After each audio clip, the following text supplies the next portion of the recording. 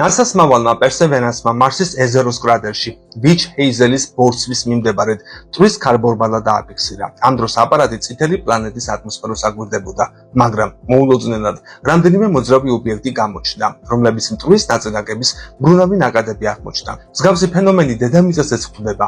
ის მაშინ წარმოიქმნება, როცა ხმელეთთან ახლოს არსებული აირის ტემპერატურა იმატებს და ნელ-ნელა მაღლა ადის. მის ადგილს აირის სხვა მასები იკავებს და ბრუნვას იწყებს.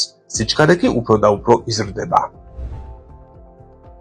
წინა ფონზე არსებული ქარბორბალა დაახლოებით 65 მეტრის სიგანის იყო და მან უკანდებარე 5 მეტრიანი ქარბორბალა მიიერთა.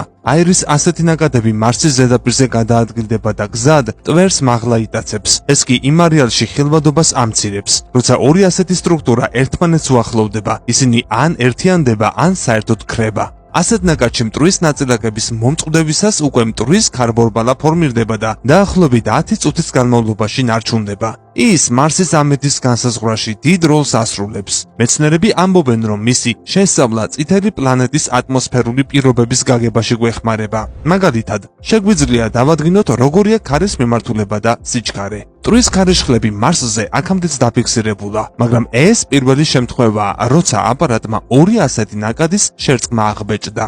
შემდეგი ნიუსიც მარსს უკავშირდება. ვერ ვწდები წითელ პლანეტას მოკლედ. ეზეროს კრატერის კიდეებზე სიარულისას NASA-ს მარსმავალმა პერსევერანსმა უცნაური ქვა აღმოაჩინა. მუშტუკებიანი ქვა ერთი შეხედვით ბაყაყის ქვირითს წააგავს. შედგება ასობით ციცხნა მუქი რუხის სფერულებისგან, რომელთაგან თითოეული სიგანეში მილიმეტრის ზომისაა. მეცნიერებმა ქვას სენტ პოლს ბეი უწოდეს და აღწერენ როგორც შოკის მომგვრელს. მიმდებარე ზონაში მისი მსგავსი სხვა არაფერია. უცნობია რისგან შედგება, როგორ წარმოიქმნა და როგორ მოხვდა იქ. კრისტალურ მინერალებს, რომლებისგანაც სფერულები შედგება, აქ დედამიწაზე ბოტრიოდალების წარმონაქმნებს უწოდებენ და ფართოდაა წარმოდგენილი მრავალ მინერალში და მათი წარმოქმნის მექანიზმი კარგადაა ცნობილი.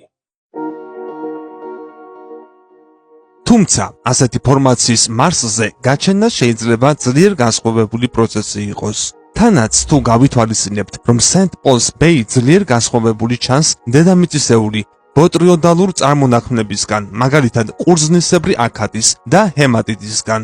ციცხნა სფერულების წარმოქმნის კიდევ ერთი გზაა გამდნარი ქანის უცებგაციება. ეს პროცესი შეიძლება მოხდეს მეტეორიტის დაცემისას, როდესაც მეტეორიტისა და მიწის შეჯახებით წარმოქმნილი სიცხე ადნობს მატერიის გლობულებს და ჰაერში ისრვის.